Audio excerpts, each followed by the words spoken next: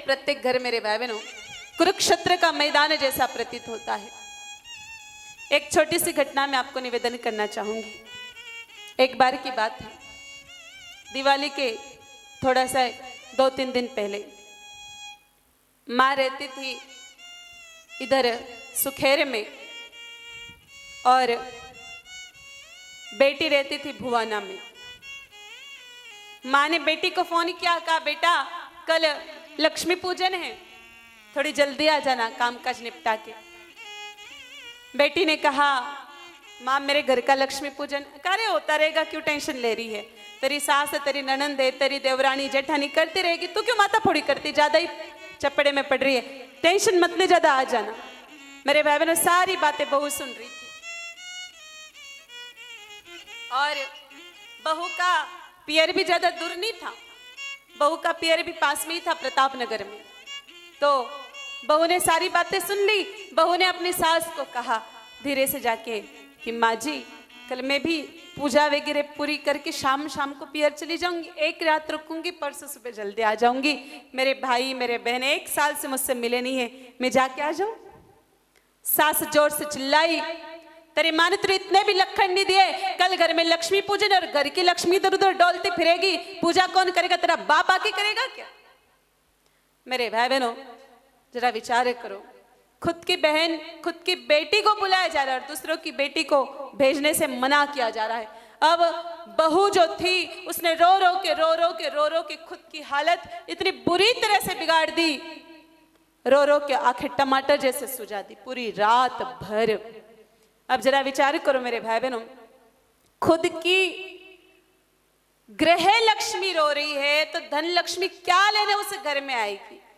लोग धन लक्ष्मी की तो चिंता करते हैं लेकिन गृह लक्ष्मी की चिंता नहीं करते। जिस घर में गृह लक्ष्मी सुखी है मेरे भाई बहनों, धन लक्ष्मी दौड़ दौड़ के उस घर में पानी भरती है। पूरी रात बहू रोती रही। सुबह हुई, बिटिया ने टोटका पूरा कर दिया ससुराल में और दौड़ करके आ गई। भैया ने नए कांच के 6 गिलास ला के रखे थे। इधर परंपरा है उत्तर भारत में की पूरे भारत में परंपरा है कि लक्ष्मी पूजन के दिन नए कांच के बर्तन लाते या कोई नया सोने का चांदी का बर्तन लाते, शुभ मानते हैं। तो कांच के नए 6 बर्तन ला करके रखे थे भैया ने। बेटी आई दौड़ करके माँ से मिलने के लिए दौड़ी, साड़ी का पल्लू अड़ गया और मेरे भाई बहनों सारे के सारे गिलास नीचे गिर गए और जोर से फूट गए। जैसे गिलास के फूटने की आवाज आई बेटी डर गई, लेकिन माँ बाहर निकल के आई, कहा बेटा चिंता मत करो, आज तो उल्टा लक्ष्मी पूजन है और लक्ष्मी पूजन के दिन कांच फूटता है तो कितना शुभ माना जाता है। अरे चिंता मत कर मेरी लाडली बेटी, मेरी प्यारी बेटी। पास में बिठा लिया और चर्चा शुरू की। अब बोलते कंठ सूख गया तो बहू को आवाज लगाई, जरा सुनती 2 कप चाय बना दे कड़क। वैसे मेरे भाई बहनों चाय तो आप सभी पीते ही होंगे, यहां बैठे हुए में से भी और घर पे बैठे बैठे जो सुन रहे उनमें से भी। तो एक बात मुझे बताइए, चाय पीनी चाहिए कि नहीं पीनी चाहिए?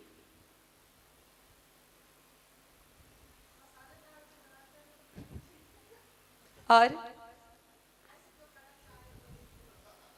नहीं, एक सामान्य प्रश्न है कि चाय पीनी चाहिए कि नहीं पीनी चाहिए? नहीं पीनी चाहिए, पीनी चाहिए। अच्छा, क्यों पीनी चाहिए?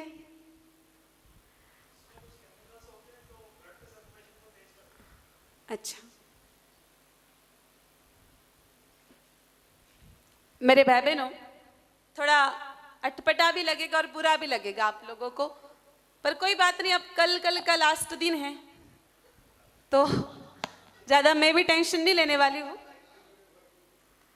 देखो, चाय शुद्ध चीज नहीं है, अच्छी तरह से सुन लीजिए, चाय अच्छी चीज नहीं है।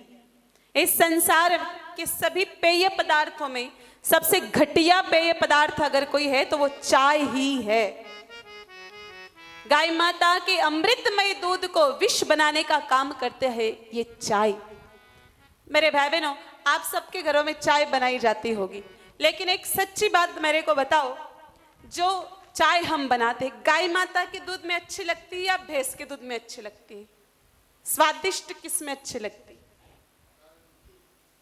आप तो गो भगत तो इसलिए कहोगे, लेकिन सच्चाई तो ये है जितने भी लोग चाय पीते हैं उनको भैंस के दूध में ही अच्छी लगती है। यहाँ भैंस का नाम लेने में किसी की हिम्मत नहीं है, इसलिए गाय माता आप तो बोल दे, लेकिन पीछे वाले कुछ नहीं बोल पाए भैंस, क्योंकि भैंस का दूध मोटा होता है, फैट आता है उसमें, और चाय अच्छी लगती है फैट वाले दूध में, इसलिए ज्यादातर लोग भैंस के दूध में चाय पीते हैं। एक बात बताओ मेरे भाई बहनों, अच्छी चीज में ही अच्छी लगती है और बुरी चीज में ही अच्छी लगती है। अगर कोई मान लो शराबी एक नंबर का दारूडिया है और वो मंदिर में जाकर के बैठे शराब के नशे में भजन करे तो अच्छा लगेगा क्या? नहीं लगेगा। और कोई बहुत बड़ा भगत आदमी है और वो शराब के ठेके पे जाकर के खड़ा रहे तो वह अच्छा लगेगा क्या? नहीं लगेगा।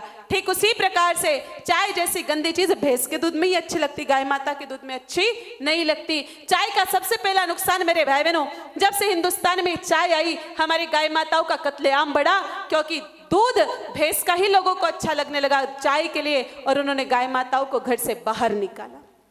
तो चाय का सबसे पहला नुकसान, इस चाय के कारण हमारी गाय माताएं सड़कों पर सुनी भटकी है, गाय माताओं का कत्लेआम हुआ है। चाय का दूसरा नुकसान मेरे भाई बहनों, 1996 के टाइम्स ऑफ इंडिया में ये बात बहुत ज्यादा चली थी और समय समय पर ये बात गौ भक्तों द्वारा कही जाती है कि चाय अच्छी चीज नहीं है। गाय माता के चमड़ी के छोटे छोटे टुकड़े करके उसको जला करके उसमें कुछ चाय पत्तियों को मिला करके डेंटल मिला करके चाय पत्ती के रूप में हमारे घरों में भेज देते हैं। आसाम की जो दार्जिलिंग की चाय आती है मेरे भाई बहनों, शुद्ध जो चाय प्योर चाय अगर मार्केट में लेने जाए तो 25 रुपए किलो, 3,000 रुपए किलो, 3,500 रुपए किलो के पत्ते आते हैं। बाजारों में जो आपको 200, 250, 300 रुपए किलो चाय मिल रही है, ये चाय असली चाय नहीं है, नकली चाय है। अब भले ही आप मेरी बात पर विश्वास करो या मत करो, आई डोंट केयर, लेकिन मेरे भाई बहनों ये सच्चाई है, इस सच्चाई को आप ठुकरा नहीं सकते हैं। अंग्रेजी लोग जब हिंदुस्तान को छोड़ करके गए, हमारे हिंदुस्तान को बर्बाद करने के लिए उन्होंने 3 चीजें दी। सबसे पहली चीज अंग्रेजी गाय, जिसके बारे में मैं कल बहुत ज्यादा बोल गई और आपको भी ध्यान पड़ा होगा। दूसरी चीज है मेरे भाई बहनों अंग्रेजी चाय, और तीसरी चीज है मेरे भाई बहनों अंग्रेजी बबूल। इन तीनों ने देश का सत्यानाश करके रख दिया।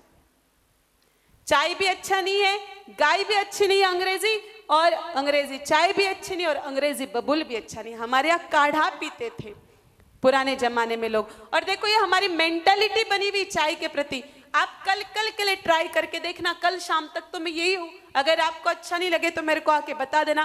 कल सुबह सुबह चाय पीने की जगह आप गुनगुना पानी करके एक बार उसका सेवन करके देखना, जो आपको फुर्ती, जो ब्लड सर्कुलेशन कह रहे थे ना भाई साहब, वो ब्लड सर्कुलेशन गुनगुने पानी से भी आपका हो जाएगा, क्योंकि हमारी केवल मेंटेलिटी बनी हुई है। चाय में क्या चीज है? और कुछ नहीं, वो जो गर्म पानी वो हमें स्फूर्ति प्रदान करता है और कोई दूसरी बात ही नहीं है।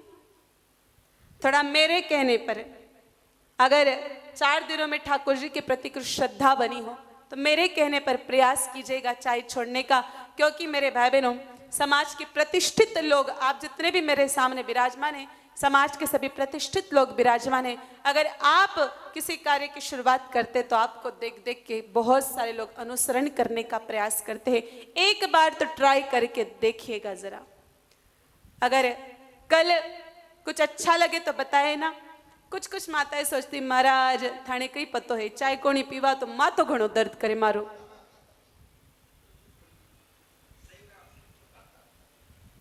ये मेंटेलिटी है। अब कुछ लोग तो कहते हैं, अब हो सकता है यहाँ बैठे हुए में से कुछ लोग मन ही मन कहने होंगे कि महाराज थाने कई पतो है, थाने तो कटे जानो कोनी पड़े, माँ तो 10-20 जगह जावा, लोग मणुवार घणी करे तो पीनोस पड़े। यह भी बात गलत है मेरे भाई बहनों। हमारे गुरुदेव भगवान अभी 7 सालों में कितने हजारों गांव में जाकर के आए। अब राजस्थान के गांव में गए, राजस्थान की मनुहार तो आपको बहुत अच्छी तरह से पता ही है, तो क्या कहीं मनुहार नहीं की होगी चाय की, लेकिन नहीं पी और लाखों लोगों की चाय छुड़ाई। आपको लगे तो आप छाछ पीजिए, गाय माता जी का दूध पीजिए, लेकिन जहां तक हो सके इस चाय का त्याग कीजिए। और अच्छा नहीं लगे तो कोई बात नहीं, कल से वापस परसों से शुरू कर देना, हम तो रहेंगे नहीं परसों आपको कुछ कहने के लिए।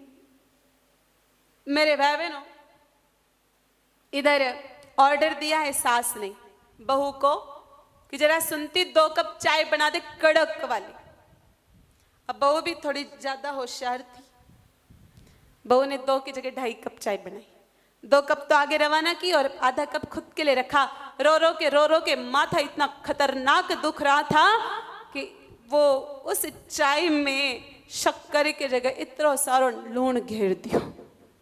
मेरे भाई बहनों, जैसे ही वो चाय पहुंची सास के मुंह में, यूं तो वो बड़ी तेज खतरनाक थी। चाय का एक घुट निगला और जोर से चिल्लाई, तेरी माँ ने तुझे चाय बनाना भी नहीं सिखाया क्या? चाय में शक्कर की जगह इतना सारा नमक पटक दिया। पता नहीं तेरी माँ ने कैसा लखन दे करके तुझे पैदा किया।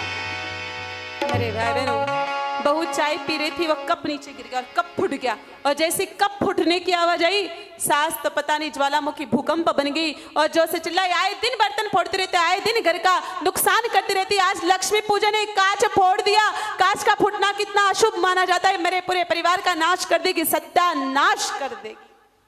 अब जरा विचार करो मेरे भाई बहनों, एक तरफ तो बेटी जिसने नए नए कांच के 6 गिलास फोड़ दिए, बस आज ही सुबह, ज्यादा देर नहीं हुई है, 1 घंटे का ही गैप हुआ है, बेटी ने कांच के नए नए 6 गिलास फोड़ दिए तो कांच का फूटना शुभ हो गया। और उसी मुहूर्त में खुद की ही बहू ने टूटा फूटा बाबा आदम के जमाने का बिना डंडी का कप क्या फोड़ दिया तो कांच का फूटना शुभ हो गया। तो अगर ऐसी मेंटालिटी चलती रहेगी तो घर में तो देखो लड़ाइयाँ होती रहेगी।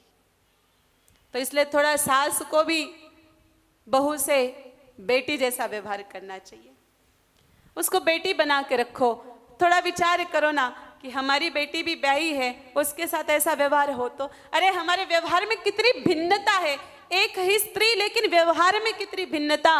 अगर बेटी का पति उसको कामों में मदद करे, उसकी सहायता करे, उसका ध्यान रखे, तो सास कहती कि मारो जमाई तो घणो हाउ है, घणो चोखो है, बहुत अच्छो है, घणो चोखो है।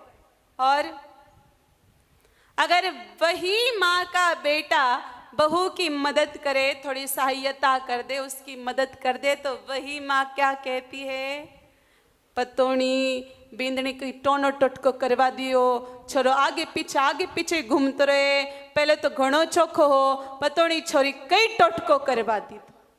अब बताओ मेरे भाई बहनों, बिटिया भी उसी आयु की है, बहू भी उसी आयु की है, वही काम जमाई करता है तो अच्छा लगता है, वही काम बेटा करता है तो बड़ा खारा लग रहा है। क्यों? इस मानसिकता को बदलो ना।